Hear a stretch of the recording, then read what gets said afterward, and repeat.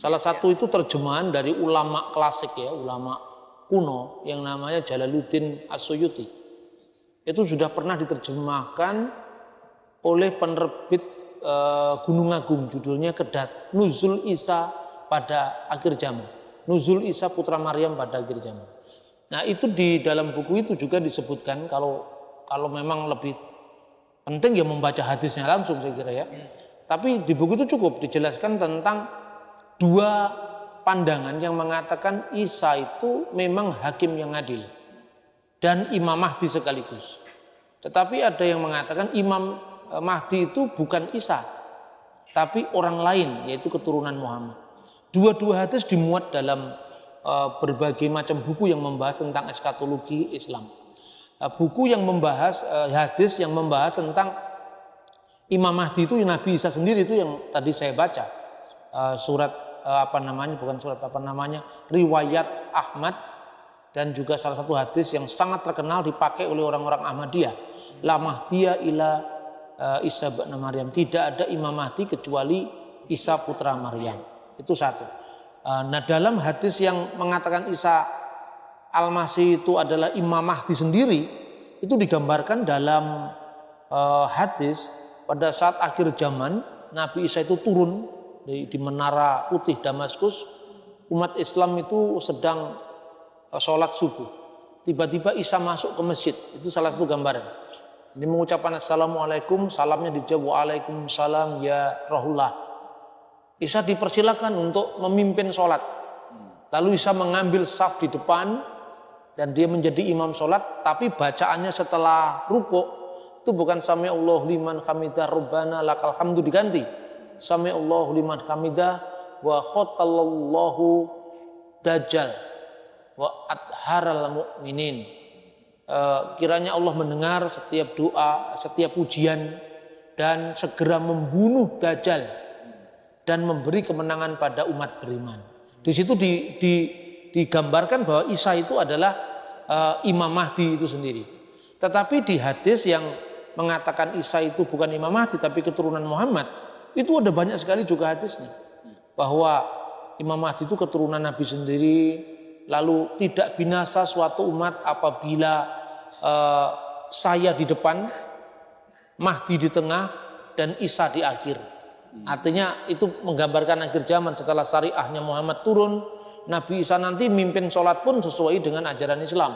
Nah, ini karena memang gambaran tentang Isa pada akhir zaman itu sudah dipahami dalam perspektif teologis Islam. Nah, saya kira itu. Jadi gambarannya ketika Isa disuruh mimpin sholat, kalau versi hadis yang satunya ini, moga-moga saya tidak salah, karena saya juga sebenarnya tidak terlalu peduli itu kitabnya orang ya. Tapi yang saya baca seperti itu, dikatakan begini, setiap umat Islam ada imam atas mereka sendiri. Lalu salah seorang dari umat Islam itu memimpin sholat sementara Isa makmum di belakang. Gambaran-gambaran ini sangat beragam dalam hadis sendiri, jadi tidak satu. Saya kira itu. Artinya tidak ada sebuah kata sepakat di antara mereka ya Pak? Ya, Pak ya. Oh, bahkan sekarang ini, bukan sekarang, udah agak lama, tahun 60-an, 70-an mungkin ya, itu Syekh Al-Azhar pernah mengeluarkan fatwa bahwa bagi seorang muslim tidak wajib beriman pada kedatangan Nabi Isa pada akhir zaman. Kedatangan Isa pada akhir zaman bukan merupakan bagian dari iman orang muslim. Jadi kalau dia tidak percaya itu pun dia juga tidak kehilangan Islamnya. Itu Syekh Mahmud Soltut dari Al-Azhar. Tapi sebagian besar umat Islam meyakini itu, sekalipun sebetulnya itu sudah dipahami dalam makna teologi Islam. Saya ingin mengutip istilahnya Mun'im Syiri. Islam membangun kristologinya sendiri. Ya, jadi tapi ini pun jadi dibedakan karena masa hadis itu kan setelah zamannya Al-Qur'an kan. Saya kira itu. Ya, makasih Pak. Nah, pertanyaan tadi yang pertama saya terkait adalah Imam Mahdi. Ya. Ini ada pertanyaan kedua masih terkait tentang hal itu. Tetapi ini bicara mengenai Dajjal. Dajjal di dalam Islam itu akan hadir pada Yaumul Akhir zaman. Nah, apakah ini juga sama dengan kalau kita orang Kristen ya, konsep orang Kristen menyebutnya sebagai antikristus. Tapi jangan dijawab dulu Pak. Itu yang pertama. Yang kedua, Banyak ini Pak. Yang kedua adalah mengenai ketika yaumul akhir, yaumul kiamah, ketika itu katanya Elia itu akan hadir ya pada akhir zaman itu. Itu apakah sesuai dengan eskatologi Kristen seperti itu? Oke, ya, terima kasih. Matur nuwun. Yang pertama tentang tadi Dajjal ya. Kalau di kita menyebutkan antikristus ya, karena kita membaca Alkitab bahasa Inggris antikristus. Sebetulnya Alkitab bahasa Arab juga menyebut Dajjal. Itu dalam Alkitab ya, Alkitabul Muqaddas, Risalatu Yuhana Rasul ila Risalatu Yuhana al-Awal. Jadi surat Yohanes yang pertama pasal 2:18 itu disebut tentang Al-Masih Dajjal. Dalam bahasa Arab juga sama. Artinya Al-Masih itu ya Kristus. Hamasiah, Kristus, Ho Kristus. Dajjal itu hanya pelawan. Dagala itu dari bahasa Arab. Dan kenapa istilah Dajjal itu lebih populer di Islam? Padahal itu sebetulnya istilah Alkitab itu. Itu termaktub di dalam Pesita. Saya akan bacakan teks Pesita ya. Dari 1 Yohanes pasal Matius pasal 24 itu di dua kitab kata Dajjal itu muncul. Pertama di Matius pasal 24, satunya di surat Yohanes. Dalam Matius pasal 24 itu dalam bahasa Aramaik begini. Khenumun ger mesiha dagale wa nebia kadabuta wa netin atrata wa urbata aikdenaton dimista a lakvaya. Sebab banyak Mesih Dagala, banyak Al-Masih Dajjal, dan nabi-nabi palsu, nebia kadabuta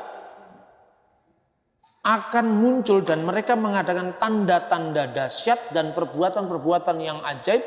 Sekiranya mungkin mereka menyesatkan orang-orang pilihan juga. Jadi Mesih Dagala itu kemudian menjadi bahasa Arab Al-Masih Dajjal. Ya artinya antikristus. Bahasa Yunani-nya ada dua ya, antikriston dan pseudokriston.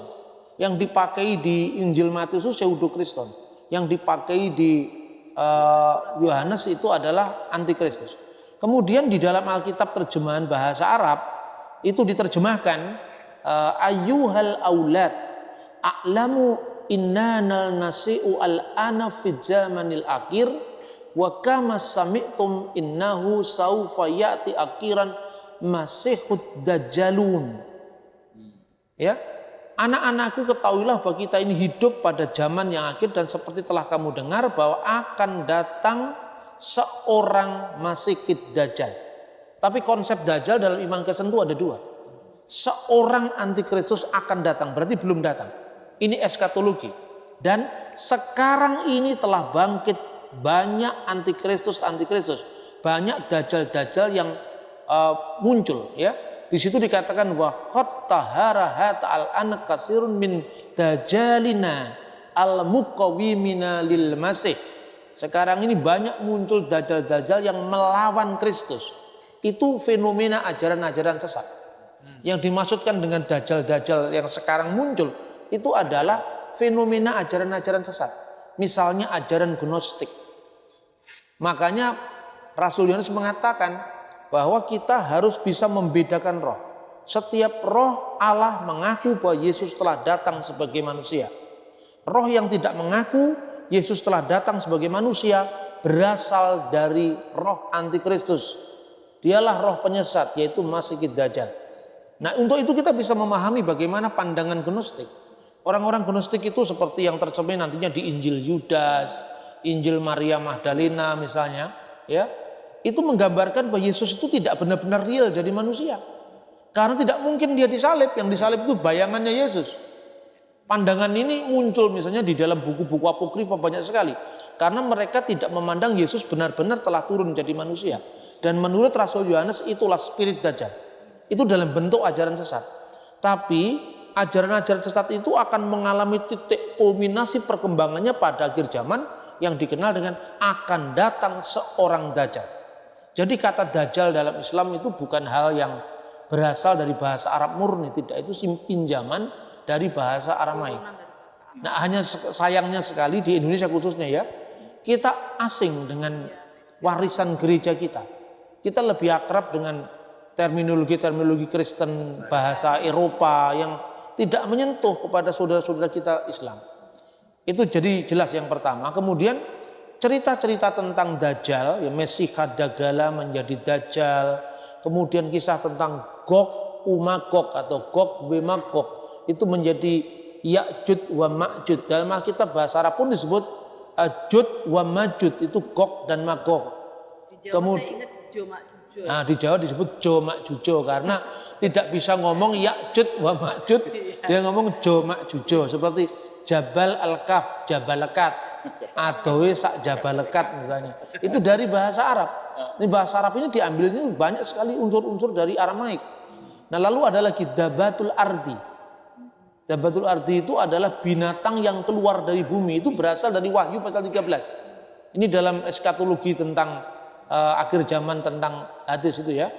Terus kemudian kedatangan yang terakhir itu di dalam ramalan Joyoboyo ditambahi lagi dengan Dabatul Ardi Kelabang Kures gitu. Kelabang Kures itu bukan dari hadis, itu dari kejawen asli itu ya. Itu pengaruh dari cerita Murwokolo dalam Hinduisme. Murwokolo itu kan kuasa mengancam yang datang sangat mengganggu manusia, dan itu nanti akan dikalahkan oleh seorang dalang yang namanya Dalang Karurungan yang penjelmaan dari Dewa Wisnu. Nah, Kelabang Kures itu bukan suku Quraisy. Dikaitkan dengan suku Quraisy karena suku Quraisy itu yang paling menentang Kanjeng Nabi Muhammad itu loh. Digambarkan di situ. Makanya kadang-kadang agama dengan dongeng itu nggak jauh beda. Cuman ada gejala semacam itu di semua agama. Saya pernah ditanya waktu ulang tahunnya Metro TV ke-6, itu kan angkanya 666. Dikira antikristus itu 66 dalam kitab Wahyu. Sangat mudah sekali gitu loh. Karena orang kalau ke Israel tidak melihat peninggalan Petra itu dari suku Nabatean, apa hubungannya dengan kaum Nebayot, kaum Kedar, yang dilihat itu filmnya Indiana Jones. Karena di situ nanti akhir zaman terjadi perang itu loh. Orang lebih suka melihat itu ke depan, tetapi tidak melihat ke belakang dan masa kini. Bagaimana belakang itu munculnya sejumlah teknologi keagamaan itu kan memiliki dalam tanda kutip ideologi tersendiri kan di situ loh. Itu. Kemudian tentang Elia tadi ya. Elia nggak ada dalam ideologi Islam, nggak ada. Yang ada itu di dalam eskatologi Ahmadiyah.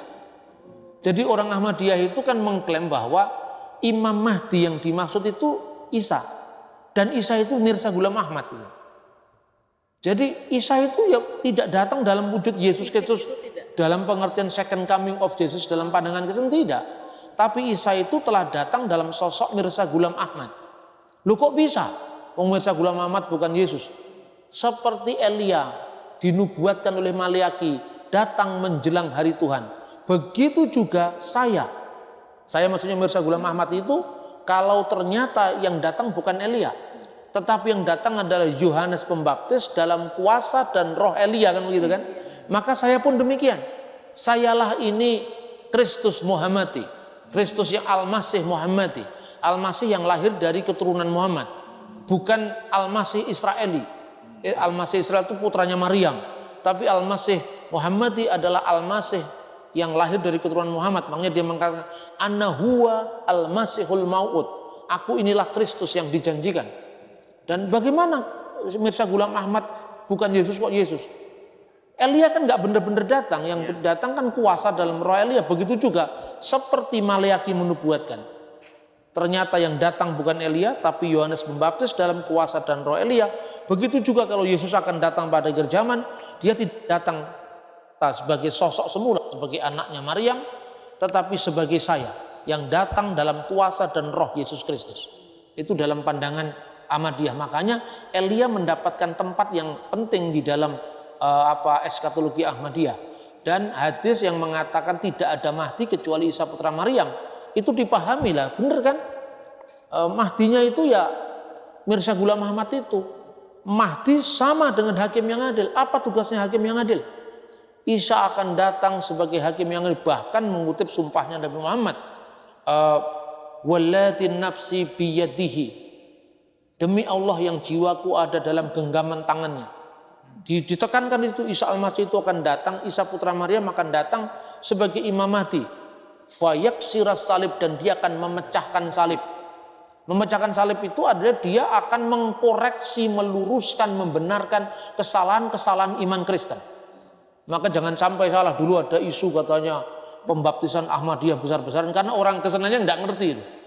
Nggak mungkin itu, karena orang-orang Ahmadiyah tidak pernah punya okultisme, nggak ada itu. Saya paham betul dengan ajaran Ahmadiyah karena banyak sahabat saya orang Ahmadiyah. Dan dia menurut saya ya menjauhi segala macam okultisme, dan menurut cerita-cerita yang pernah beredar itu katanya ratusan bahkan ribuan orang itu para gembel-gembel itu yang dibaptis sama orang Kristen itu. Habis itu dilepas lagi, gitu. Ini kadang-kadang kita itu menjadi sasaran karena kita tidak punya pengetahuan. Tapi kita ini begitu semangatnya mengabarkan Injil tanpa kita mengetahui siapa audien kita ini. Setiap agama kan memiliki tugas dakwah. Islam juga punya tugas dakwah, Kristen juga punya tugas pengabaran Injil, tapi rule of the game-nya harus jelas.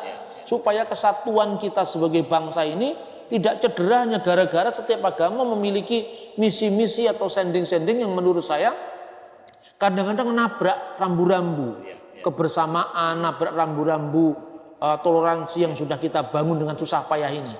Bolehlah kita menjadi seorang Kristen yang 100%, tapi jadilah orang Indonesia yang 100%. Ya, saya kira itu.